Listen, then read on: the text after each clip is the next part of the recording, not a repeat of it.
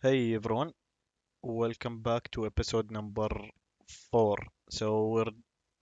I'm assuming that we're going to finish up the first package over here, and we have a total of 5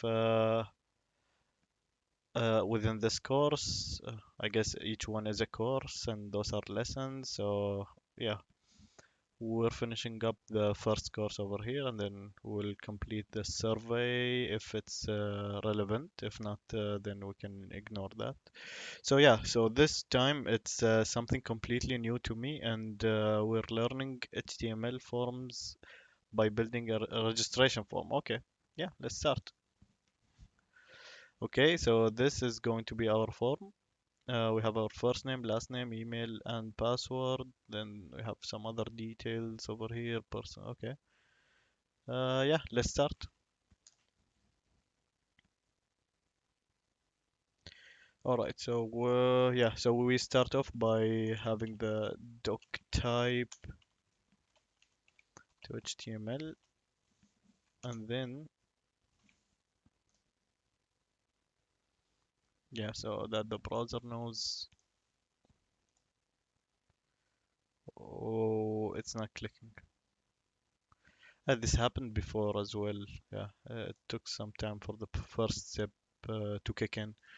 Okay, so below doc type, we start with the HTML, and we specify that the language is English over here,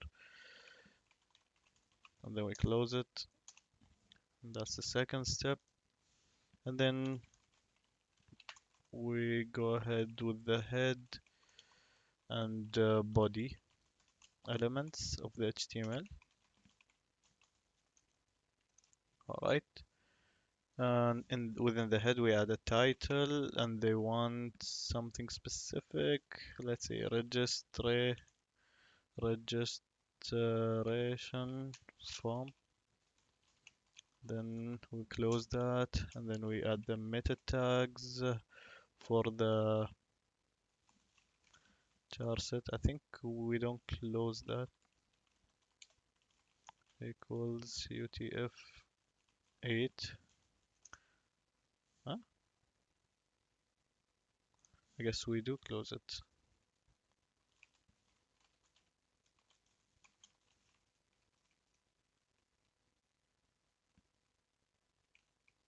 No, we don't close it. Char set. Something's wrong. I feel like chart set. Seriously? Okay. Yeah. So then we nest a link element and give it a style sheet relationship. Relationship. I think that's what's. I have no idea what's it short for, honestly. Let's look it up maybe. Let's do this.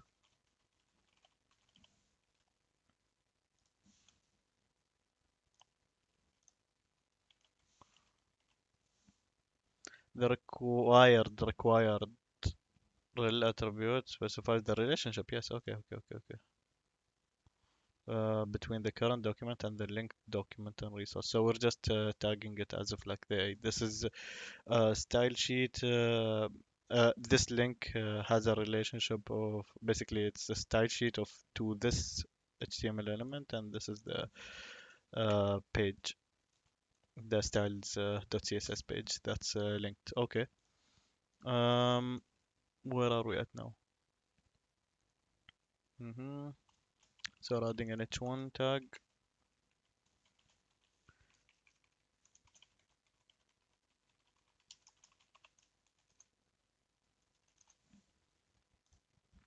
below the heading. Use the following text within the paragraph element to encourage users to register. Okay. So we can open a paragraph element here, and then we can please fill out this form with the required information. Okay. Oops. Okay. The VH unit stands for viewport height. Okay. And is equal to 1% of the height of the viewport. This makes it relative to the viewport height. Okay.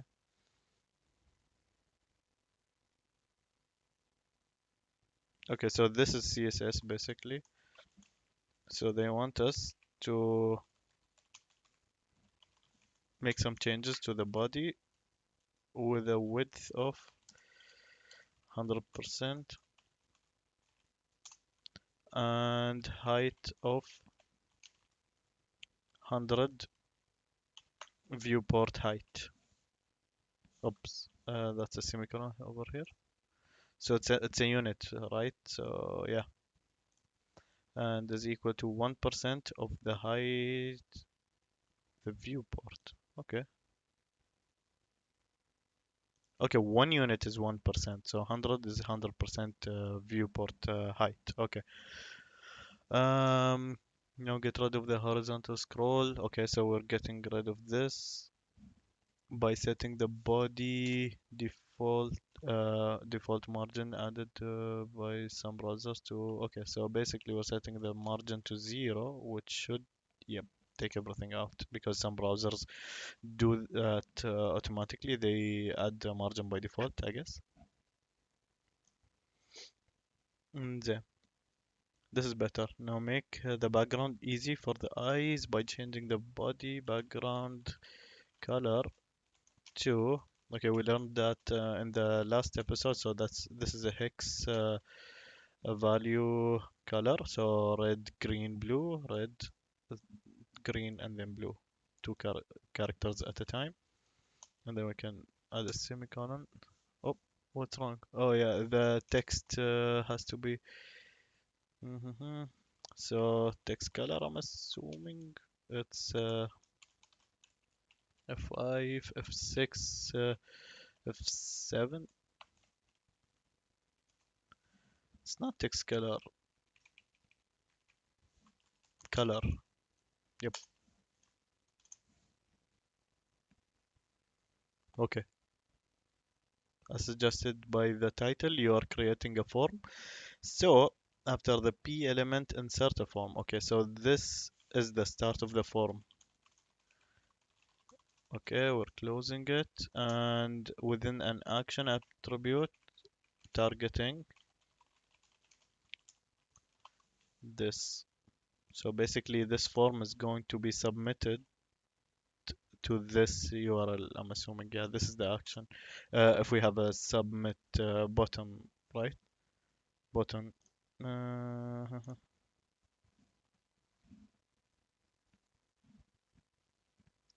the, the method attribute specifies how to send form data to the URL specified in the action. Okay. The form data can be sent via a GET request as URL parameters with method equals GET, or via a POST request as data in the request body with method equals POST. Set the method. Okay, so basically, we want this to be pushed to this. I mean, basically the form values to be pushed to this URL, and then we're going to set the method on this form to equals post because we're going to use the post request. We don't need a get here, we need a post. Okay,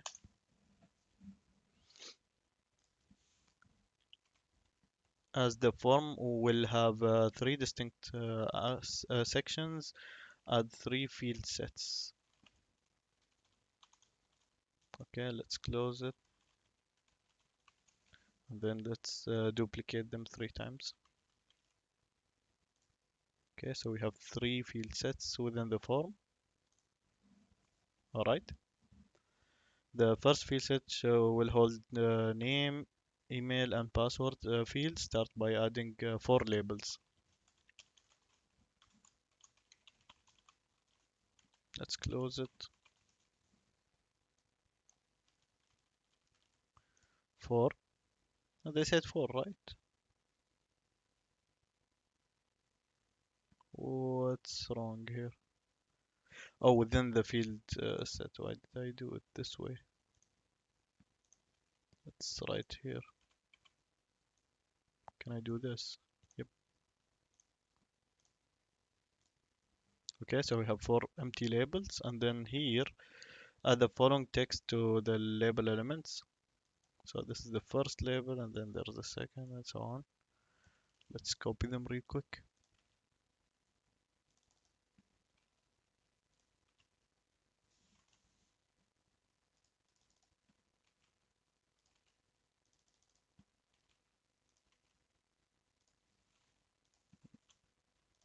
Okay, so we have 4 labels, but they're basically next to each other, which is wrong. So we want them on a different line. Alright, so we're learning about a new unit called REM. So REM unit stands for root EM and is relative to the font size of the HTML element. Okay, I've heard of that before, but it doesn't it's not that straightforward for me. So let's see. As label elements are inline by default, they are all displayed side by side on the same line, making their text hard to read. Yes, okay. To make them appear on separate lines, add display block. Yeah, sure. For the label, okay, so we do this, then we do display block so that each one would go on a different line, and we're adding a margin of 0.5 rem. 0. Okay, so if you remember before, so if we have two different values within a margin, that would be like the first one would be um, vertically and the second one would be horizontally. So basically 0 without a unit is because it's the same as this. So you don't need to specify a unit for a 0, but then you can do this as well, which is fine. And they want the margins to be vertically. So I'm assuming it's a half character size separated. I mean, those lines are separated by a half character size margin wise. I mean, on yeah, between each text element. Okay, no, all right. It's because we added the unit because they don't want us to do that, but it's the same. Okay, nest an input element within each label. So I'm assuming they want this over here. Do we close input elements? Hmm. After each level and include a space after the colon. Okay, they want a space over here. So let's copy this, do this, and do this, and do this. So what happens if we remove a space? It's just a visual thing. Alright, so we have text boxes over here. The following accessibility best practice link the input elements and the label element together using the for attribute. Okay. Use first name, last name, email, and new password as values for their respective ID attributes. Okay, so we're adding an ID. Hmm. Okay, so we did open up the input tags and then we closed them, but then basically it doesn't need to be closed. So the next step, like they just ignored that and they corrected it for us. So let's add that ID. First name, then we have last name,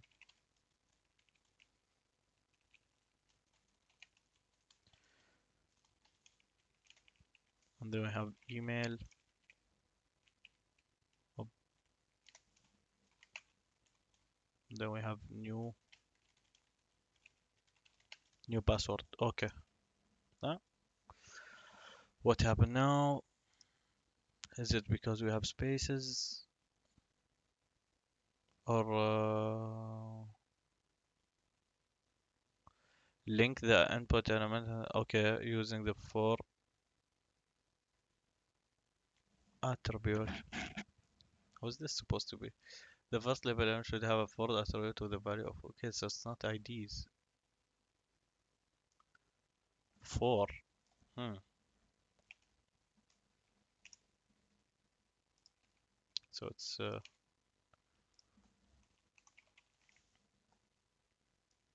okay. Then we'll take this here, and then we'll take this here, and then we'll switch all of those IDs to 4. Oh, it should be here.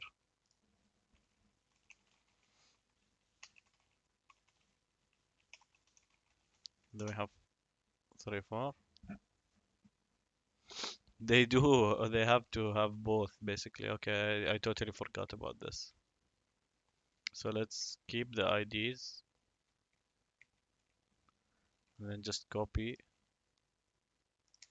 those instead, and add a 4. You know what? Let me just type it. Feel like it's faster. Last name.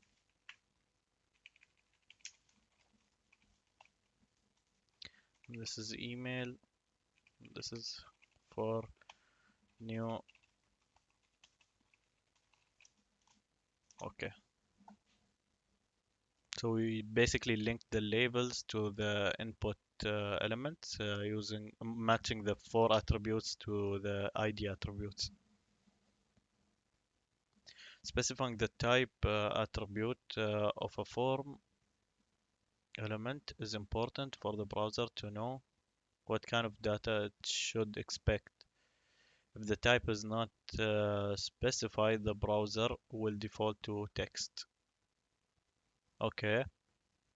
Give the first 2 input elements a type attribute of text, and the third is a type of email, and the type of password for the fourth one. Okay, okay, okay.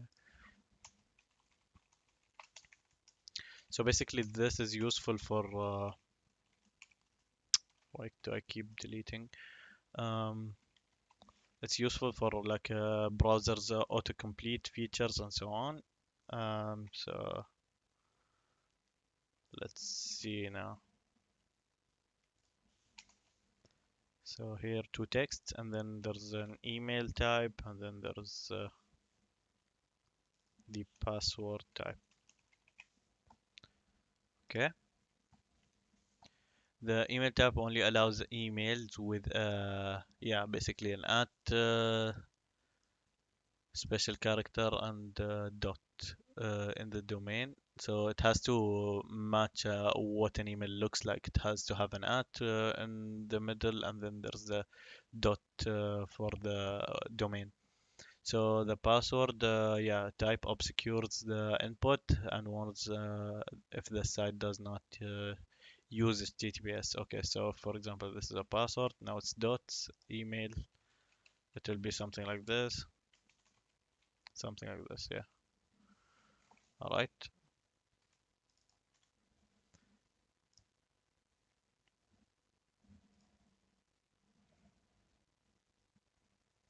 Okay. So here we have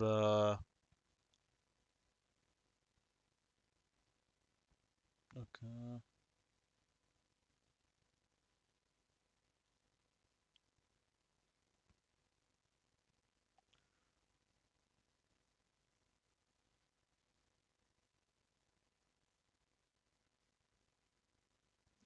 I zoned out basically. Okay, so they're talking about the submit type. The first input element with the type of submit is automatically set to submit to the nearest parent form element. Okay, so to handle the form submission after the last field set element, add an input element with the type attribute set to submit and the value attribute to set to submit. Okay, so here I'm assuming it's after the last field set. Yes, so it's right here. We're adding an input, basically the button, which would include the type of submit. So it automatically turned to see from a text box to a button by default. So yeah, we have the type and then we have the value set to submit. Okay. And this is because we don't want like a submit button in between, which would confuse things, I guess, or basically having it outside would make sure that all of the field set requirements are filled first, right? Yeah, once we set those. Okay, so at this point, you should be able to submit the form. However, you might notice not much happens. To make the form more interactive, add the required attribute to the input element in the first field set. Okay, so let's see now. In the first field set? Oh, all of them. Okay, okay, okay. I thought we can basically do this within the field set element, but it's per input element, so we're doing it one by one, which makes sense. Okay, so now if we do this, or if we submit, it basically asks us that we need to fill this, and it's the same for everything. Okay.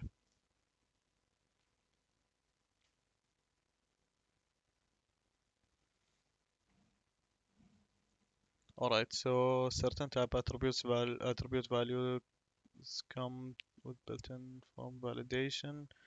For example, type email requires you to. Okay, so we're going to add a validation to the password input element by adding a min length attribute with a value of 8. Doing so prevents inputs less than 8 characters. Okay. So that's the password over here, and then we're going to add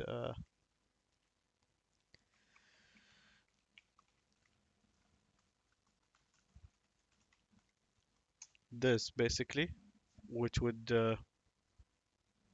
limit us. Basically, it wouldn't accept any password which is less than 8 characters. With type equals password, you can use. Mhm.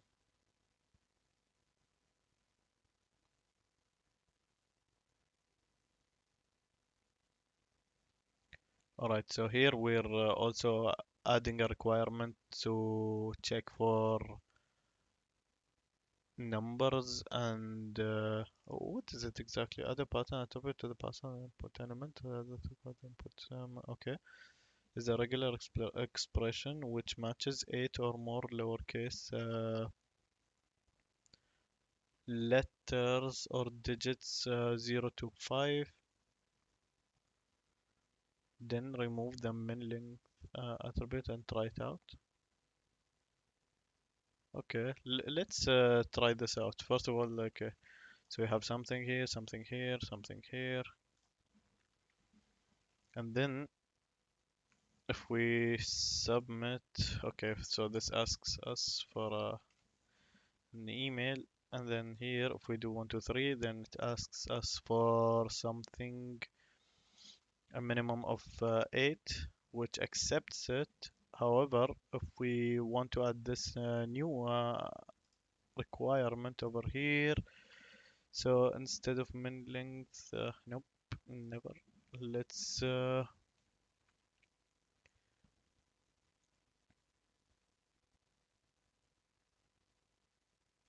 Okay, so we are adding a pattern with this regular expression to match for this whole thing.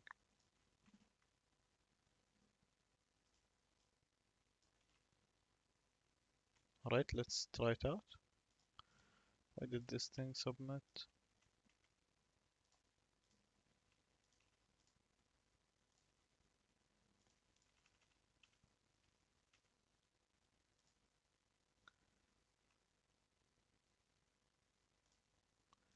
Something is wrong.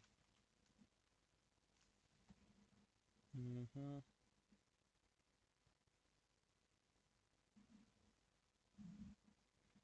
Something is definitely wrong.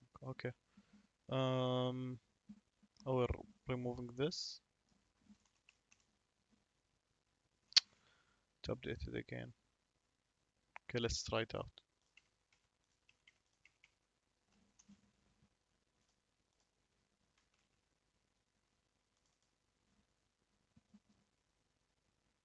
Mm,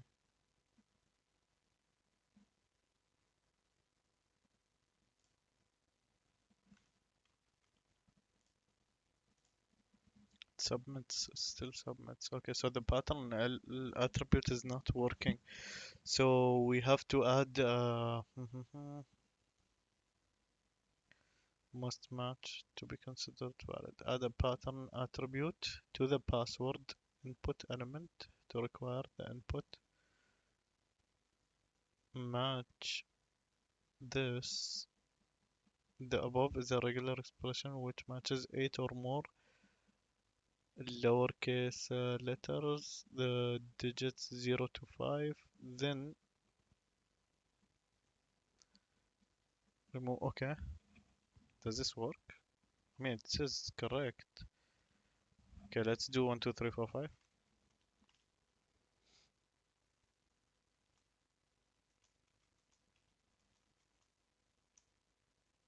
Still goes through. Something is I'm not getting this. So let's look it up. Pattern attribute.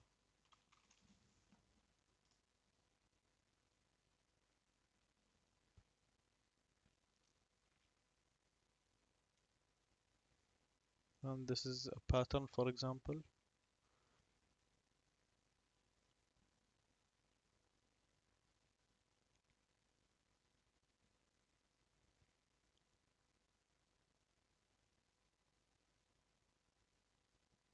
Mm,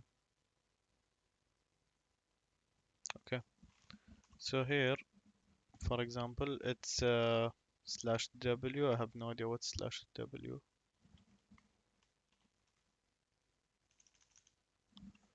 What is a slash W?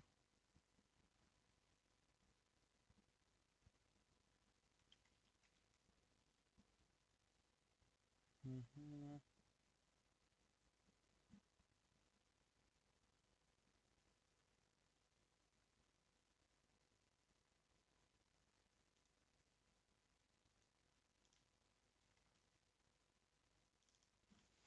So it's checking for any three letters, actually even numbers, but nothing over 16, it seems. Yep. And here it's checking for digits. So I guess mm,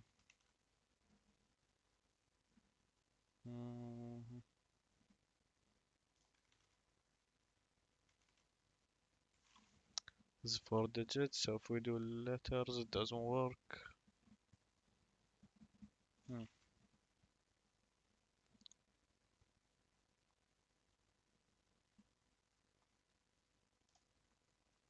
All right.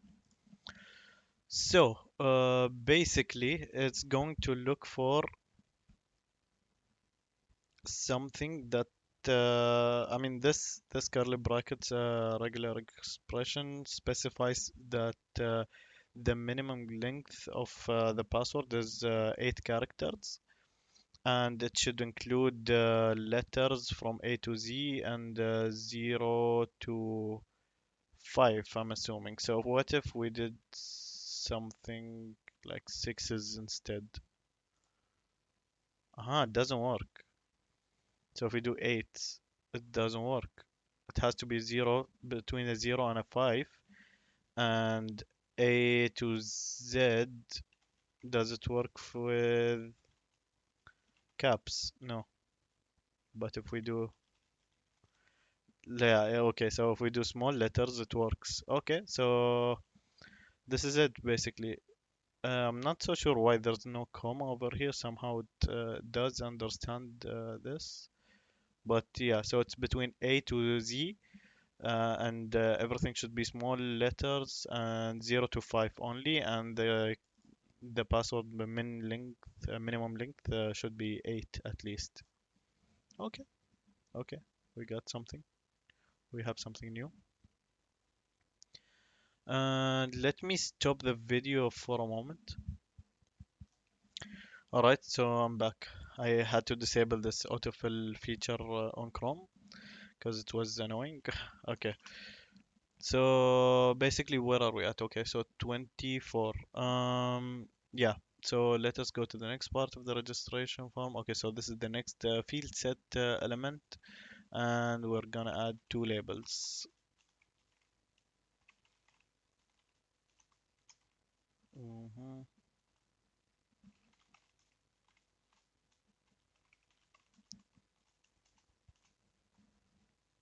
All right. And within those labels, users will be allowed to choose either personal or business. To do this, within each of the first two label elements, add one input, and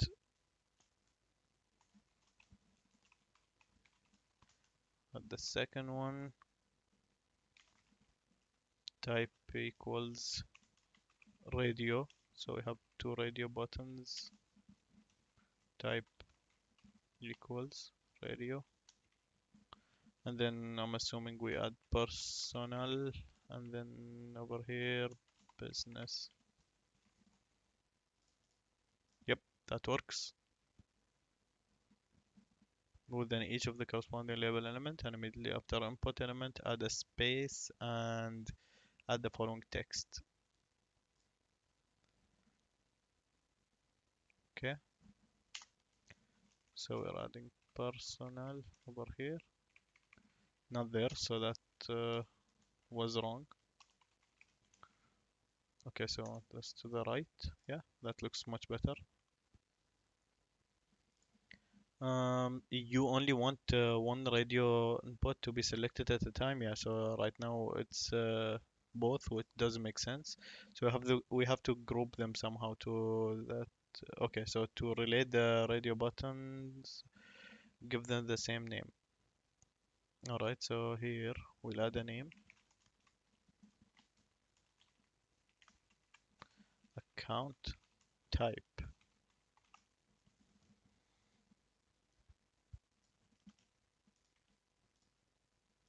Okay, so now we can select one at a time.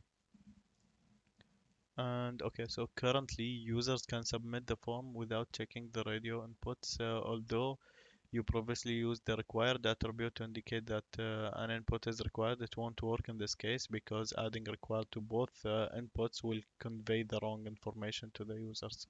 Yes, so to solve this, you can provide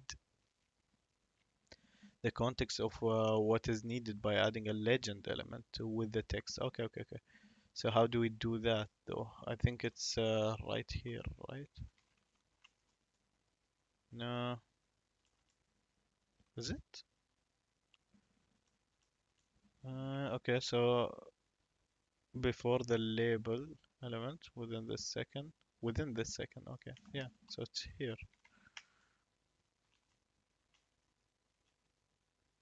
No, it doesn't work. So it is here. This. Oh yeah. Okay. So once we close it, it becomes okay. All right. So account type required, so that people know what they're clicking on, right? then add the checked attribute to personal because at least one of them should be checked. So if it's not business, it defaults to personal. All right.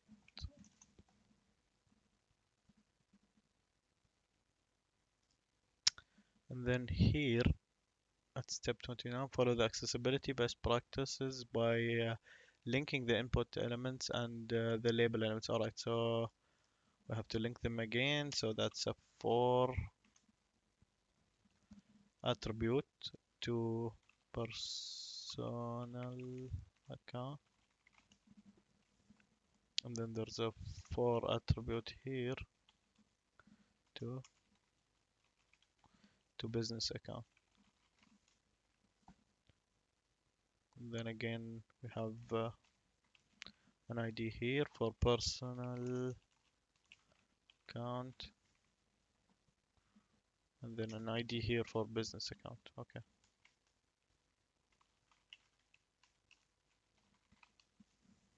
All right. No. The second element should have a for attribute with the value of business.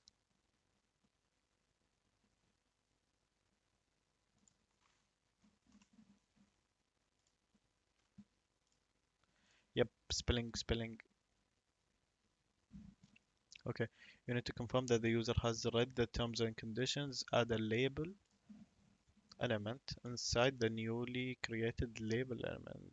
Okay, I'm bad at reading. Inside the newly created label element, add an input element. Okay, and set the type to checkbox because we want to have a checkbox over here, and then make this input element required.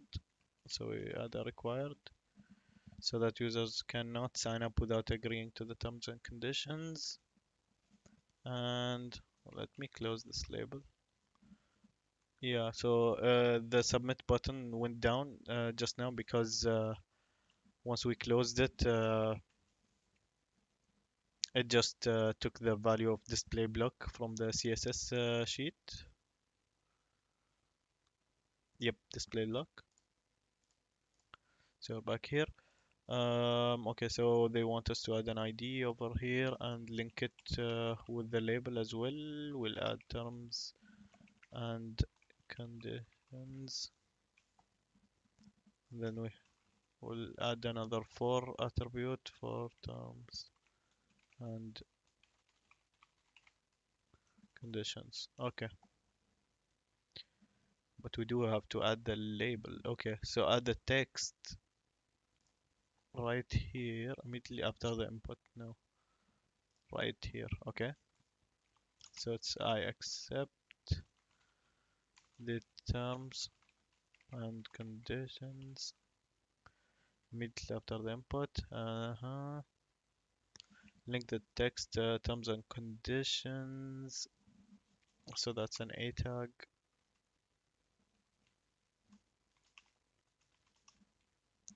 With the h reference of this over here. Yep, so we have a link over here. It doesn't look good though, but yeah, we'll fix that later, I guess. Moving on to the final field set. All right. What if you wanted to allow users to upload a profile picture? Okay, so let's add an input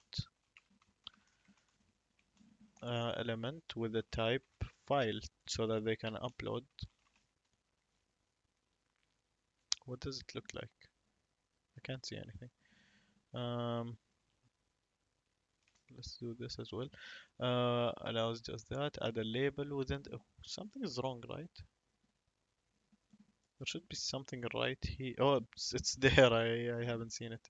Oh my god, I'm not looking straight. Okay. Then. Oh, okay. So we're adding a label.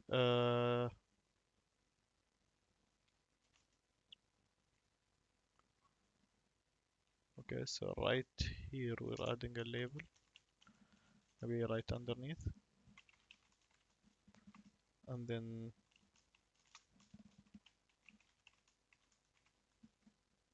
Okay, so there's a label over here.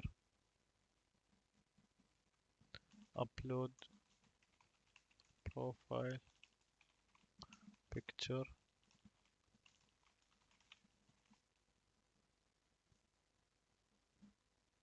Mhm.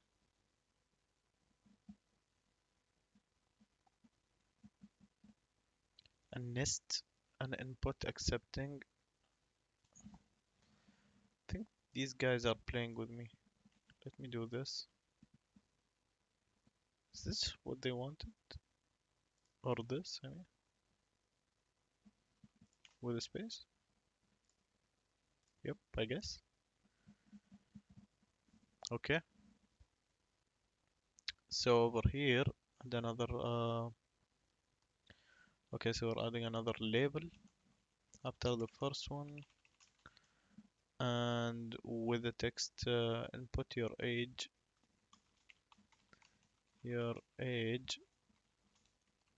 years, with the colon, and then we're adding another input, I'm assuming, type number. Okay, and then next add a min attribute and give it a value of 13 because users under the age of 13 should not register. Okay. Also, users probably will not be over the age of 120, so set a max attribute, okay, to 120. Now, if someone tries to submit the form with values outside of the range, a warning will appear and the form will not submit. Give it a try. Alright, so let's do 11. Okay, I have to fill the whole thing. Uh, let's do this. Is this even required? I don't know. Oh yeah, there's a dot. Okay, so value has to be greater than 13. We can do that. If we do 500, it has to be less than or equal to 120. Okay, so we're good over here.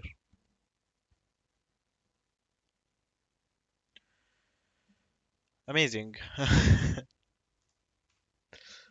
Yeah, because it was a weak password. Okay, so adding a drop down to the form is easy with the select element. Alright, so we're using a new element called select. I can't type anything. What's wrong? Why can't I type anything? Is it because of that alert? Yeah, I can't type anything. Can I type something here? I can type something here. Okay. Okay. So we're back. Select element is a container for a group of options. So we'll do this.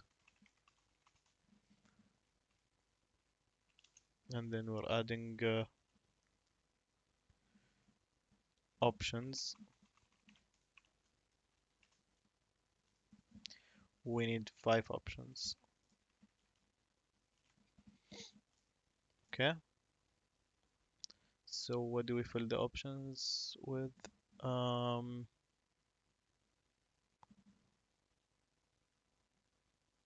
we need to nest it with a label first of all, and then we'll close that here or there.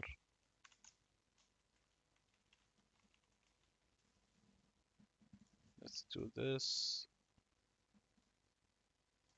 So it's organized.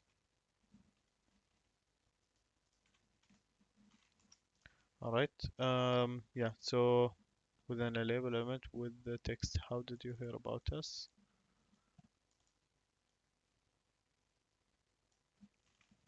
The text should come before the select element. So it's right here. Yep.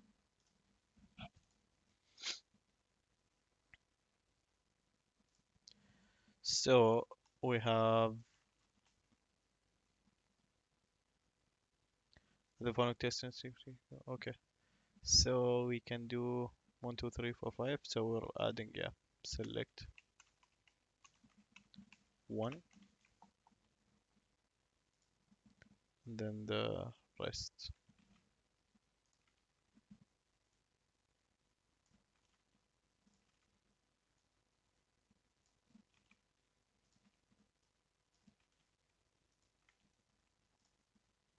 Okay, so we have them all right now. There's a problem though. Okay. I'm thinking there's a problem with this one specifically.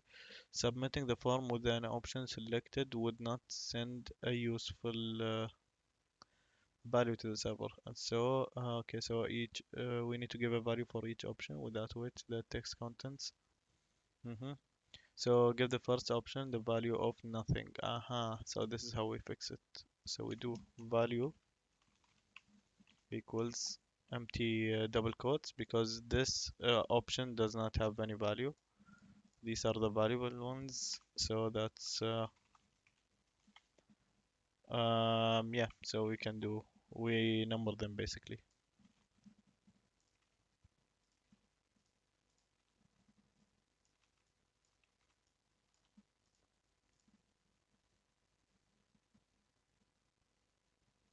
All right.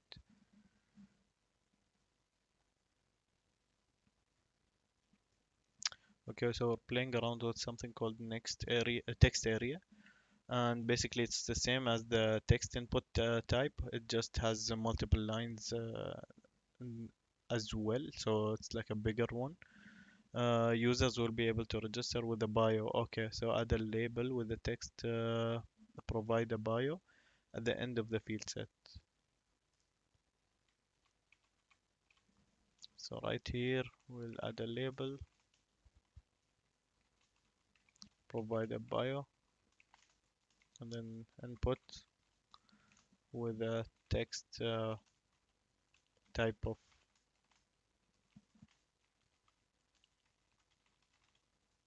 text field. Then we close the label, right? So here, no, I cannot do anything yet. Is it wrong? Oh, text area, sorry.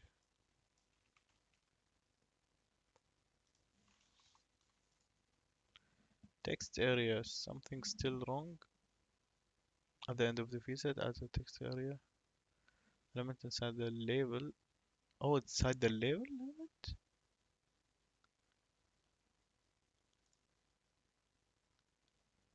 Oh, it's an element. It's not an attribute to the input. Okay, okay, okay. So it's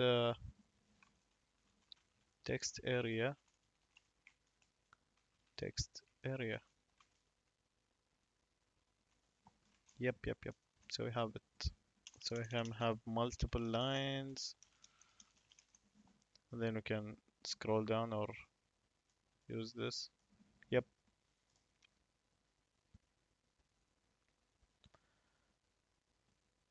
Okay, so we need to link everything to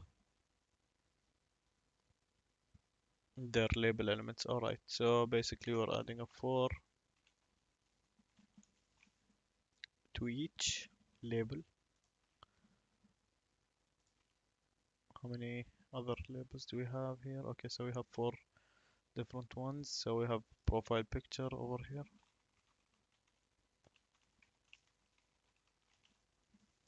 Then we have age. And then we have referrer. Then we have a bio. And then we'll need to add an ID for each element. And it has to match.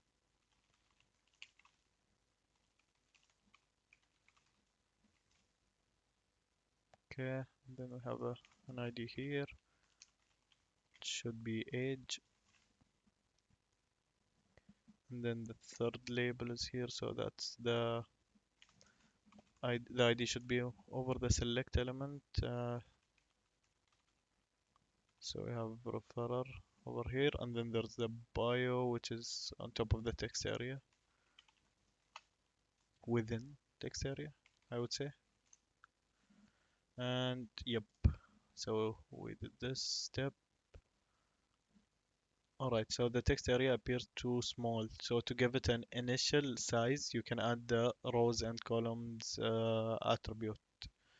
Okay, so add an initial size of 3 rows and 30 columns. Okay, so that's the text area over here.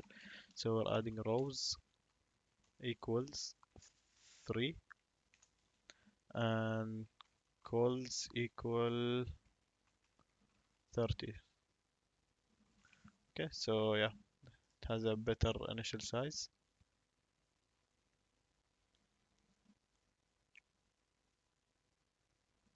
Okay, so to give them an idea of what to put in their bio, we can use the placeholder attribute so that we can add something, right? Okay, so we'll do placeholder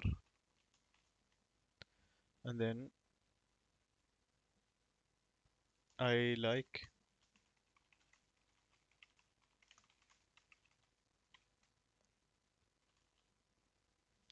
so that's a placeholder.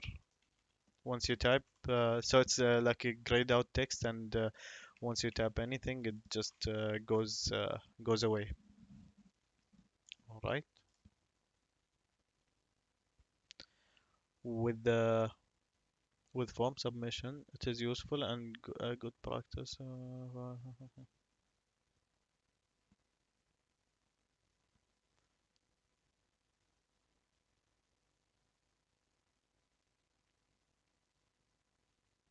Okay, so basically, we need to name everything. It's just a good practice. Yeah, and we can use it to identify those elements in the future. Okay, so they want us to add a name attribute for every submittable input element. All right, so let's do it this way. Name equals first name. I think there's no harm to match the IDs. It's a totally different attribute, so we can do this.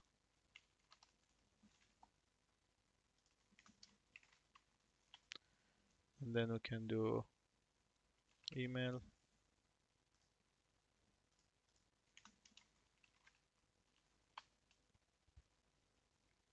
new.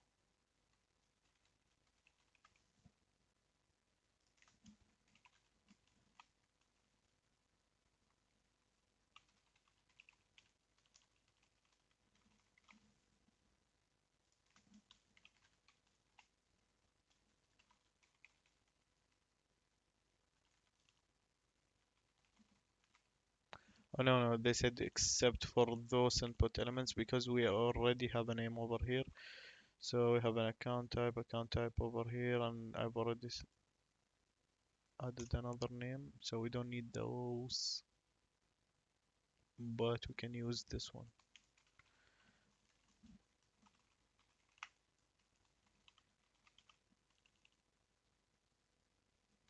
Okay, name equals age. Are we done? We have a missing check box.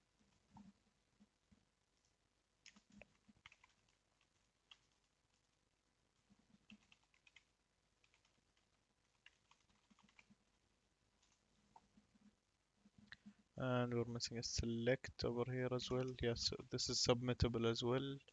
So we can do this.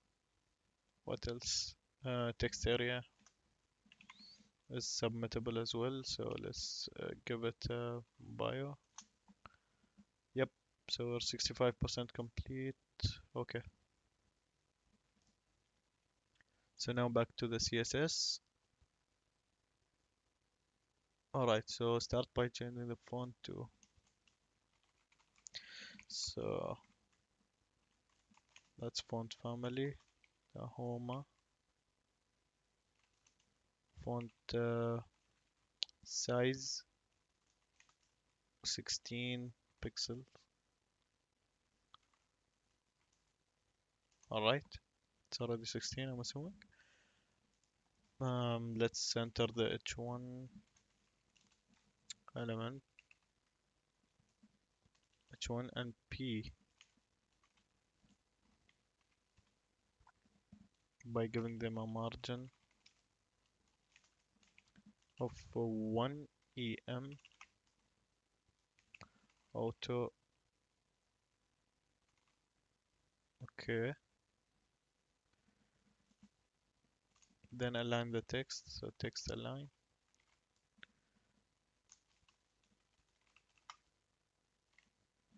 All right,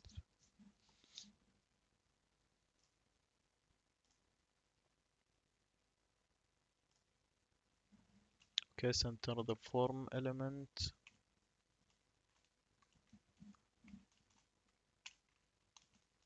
by giving it a margin of 0 auto.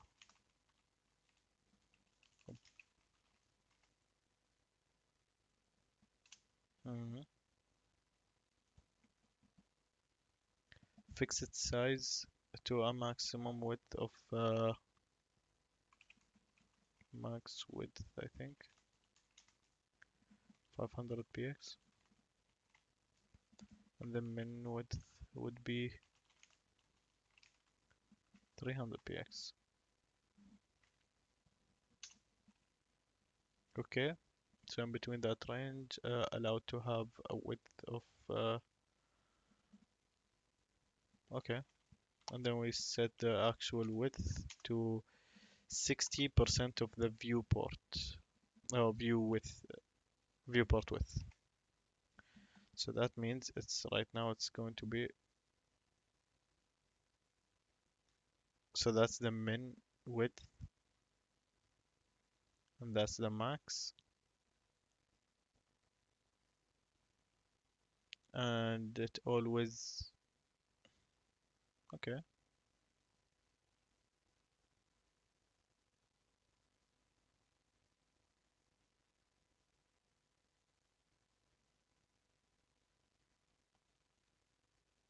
It's always good to play around with these things so that you understand what you're doing, right?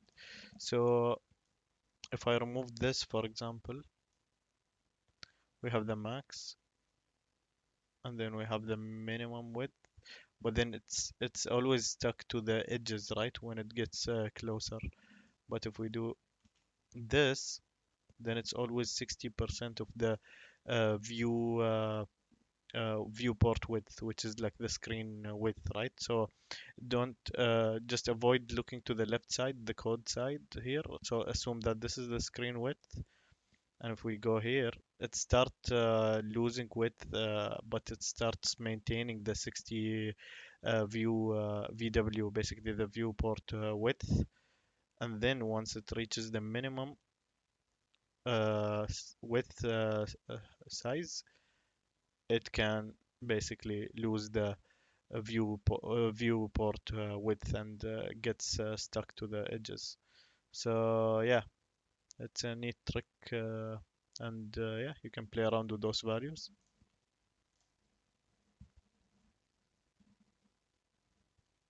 All right, so here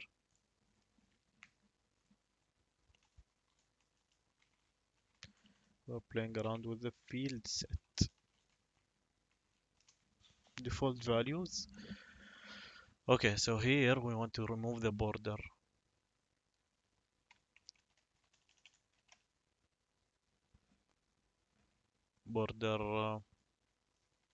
none. Does this work? Yep. Okay, and add a 2 rem of padding only to the top and bottom. So 2 rem, then we do 0 over here. So that's 2 rem top and bottom, and 0 to the basically horizontally. Be sure to remove the padding from the left and right, yeah.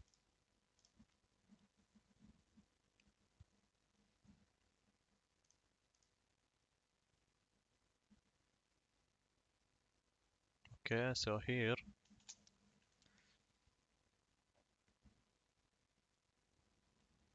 we want a border bottom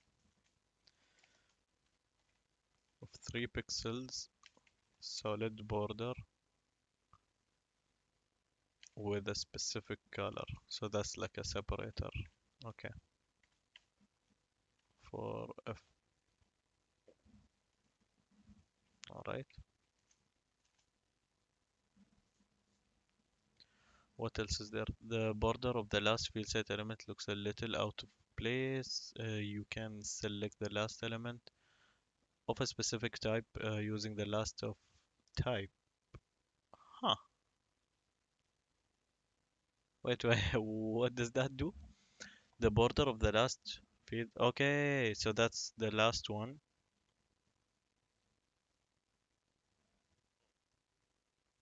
Hmm. Okay, so this is the last field set over here. So that's one, two, three. We have only three field sets. And basically this would basically mean that pick the last of type paragraph and then apply this CSS style to it. So we're going to do that with the okay. So what do they want us to do here? To set that border bottom to none. Okay, so we're removing the last border basically. This is what they want for the field set. So we do field set colon last of type and then we add border bottom and then give it a value of none. Yep, so we've successfully removed the last field set border bottom. Okay, that's useful. It would be nicer to have the label text appear above the form elements. Okay.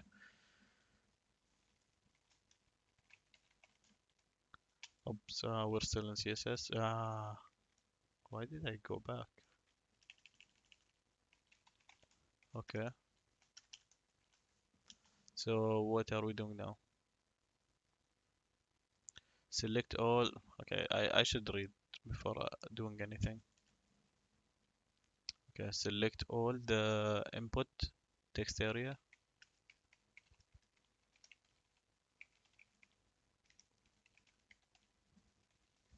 Okay, we selected them. So we're giving them the full width of their parent elements, which is 100%. Okay. Also add a 10 px of margin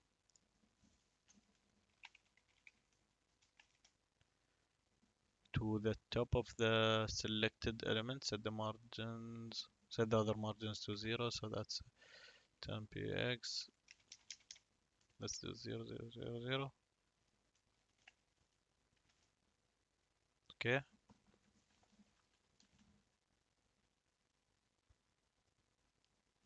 And then we're back to HTML.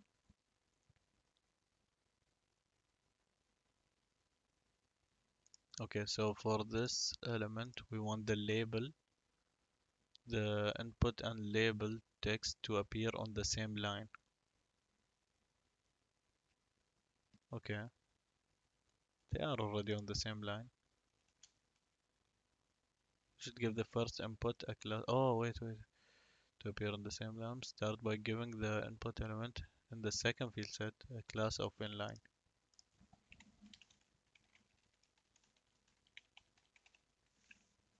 Okay.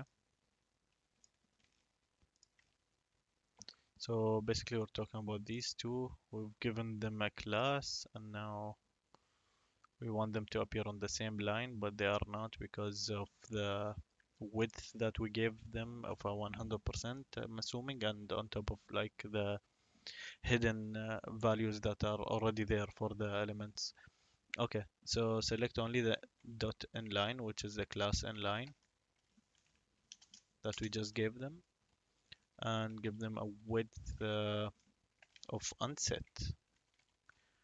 Okay, so that would remove the earlier rule which set all the input elements to 100% width. Yep. Okay. And now add some spaces between the inline elements and the label text by giving the a right margin. Then right 0.5 em. Did this work? No? Margin gen.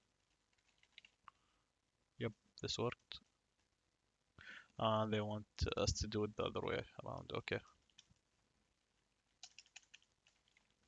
So that's let's see, top, bottom, right, and then left. No?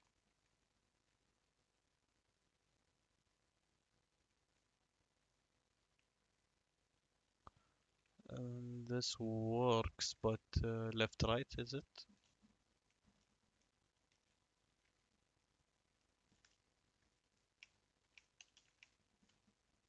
Let's see now, which one is which? Okay, so this is definitely left, and this is bottom or top? I'm trying to figure out which one is the right one. Uh, okay. Yeah, this is the right one. Okay, that's strange. Got confused somehow. Anyway, where are we at? If you look close enough, you will notice the inline elements are too high on the line.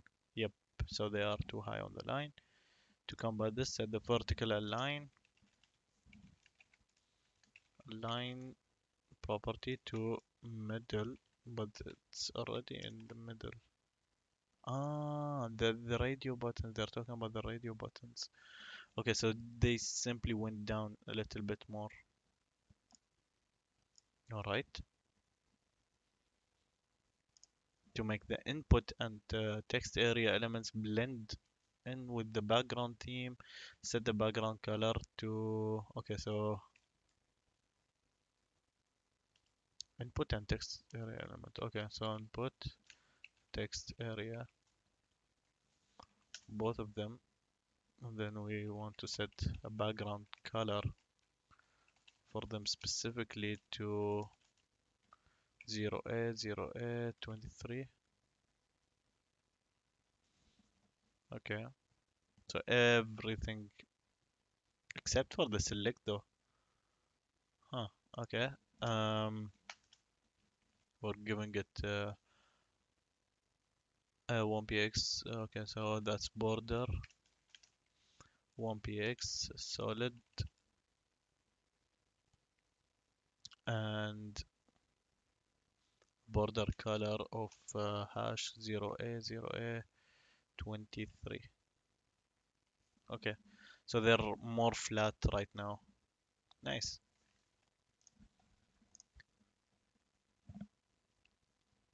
All right, so here if you type in the input or text area element, you will not be able to see the text. Oh, that's a problem.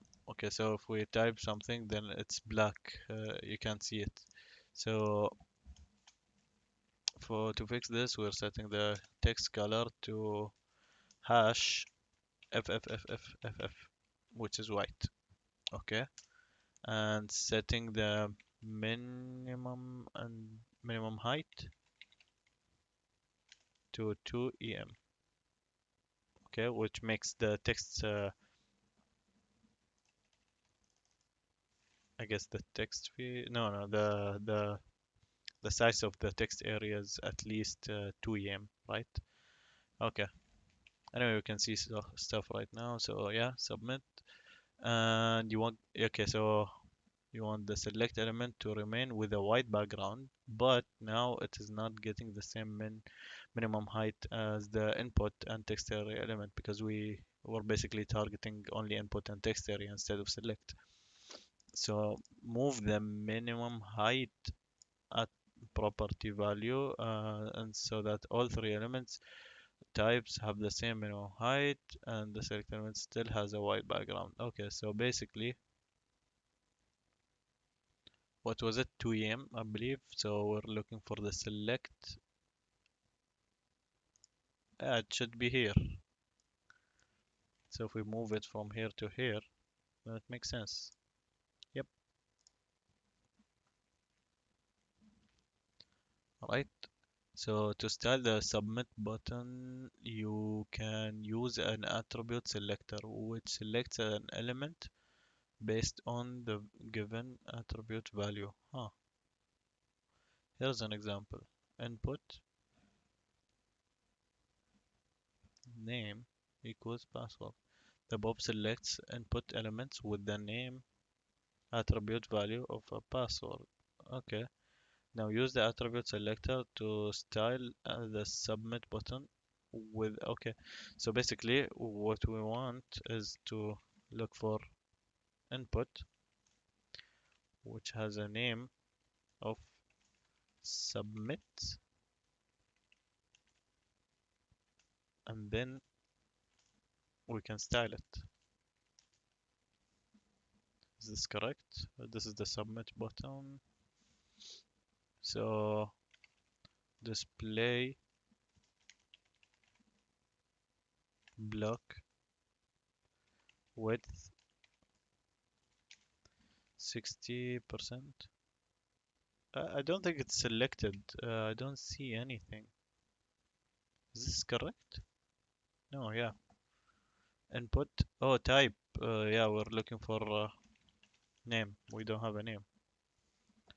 Okay, yeah. So now the submit button is like 60%, has 60% width, and it has a block display attribute or property.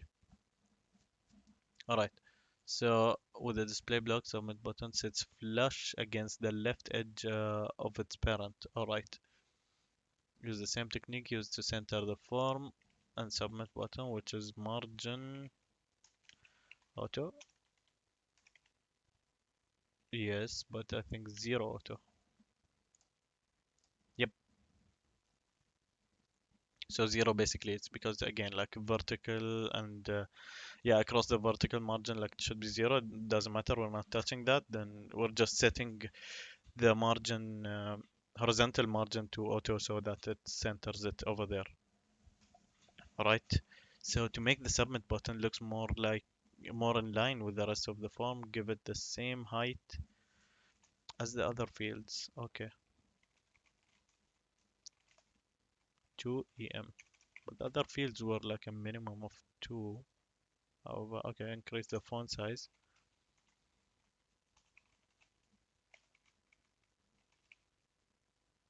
Okay, still doesn't look good in my opinion. Okay, background color of 3B, 3B, 4F. Okay, border color. Okay, so the current border is black. So this is white, which is better. But then again, we have a really bad URL over here, and this button is like crazy big. The checkbox, sorry. And lastly, for the submit button, you want to separate it from the field set above and adjust its width to never be below 300 px, which is okay. So wait, 300 px. Okay, and change the margin property to include 1em.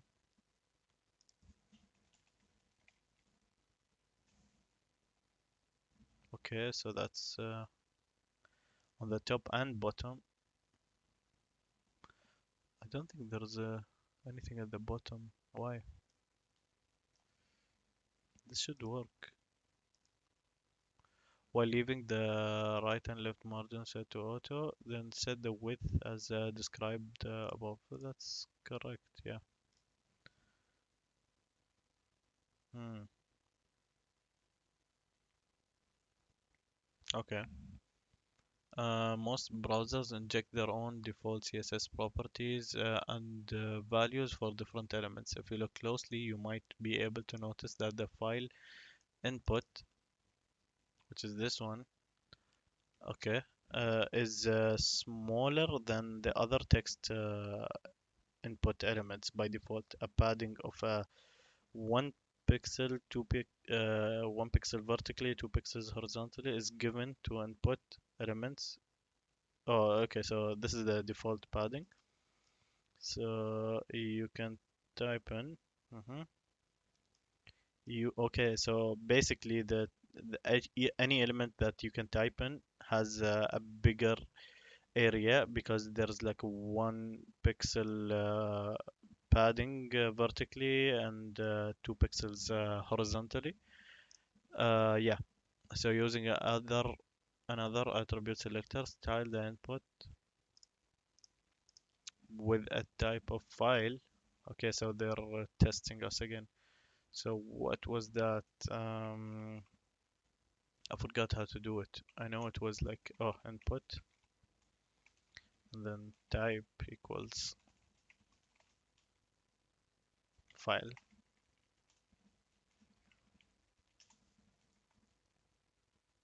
Okay, so we can basically 2px. Does this work? Yep, this is what they wanted. So now it matches.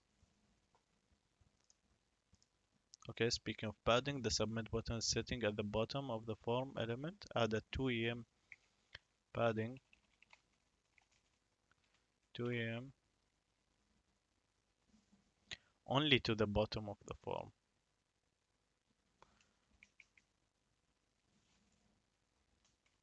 Bottom padding.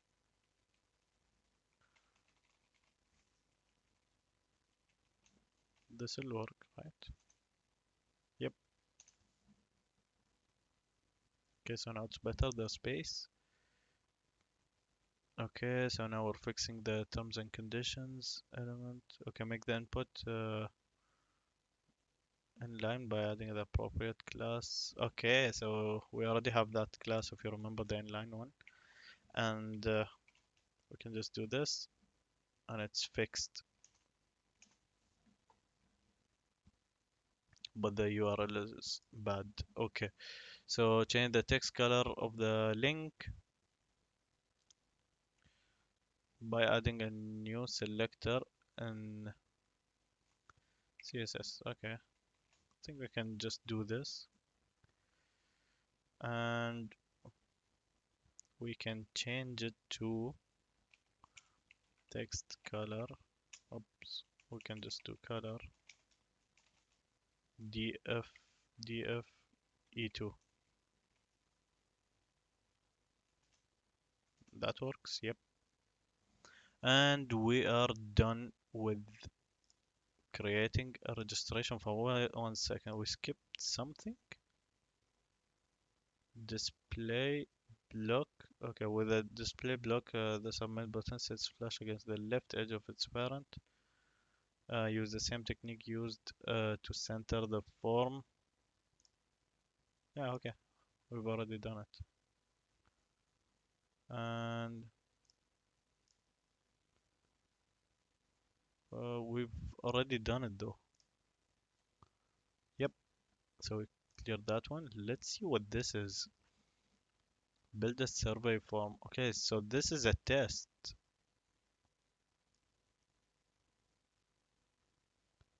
Huh. All right. This should be another video then. Yep.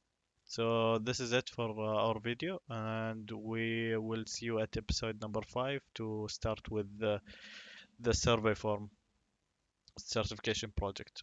All right. See you guys.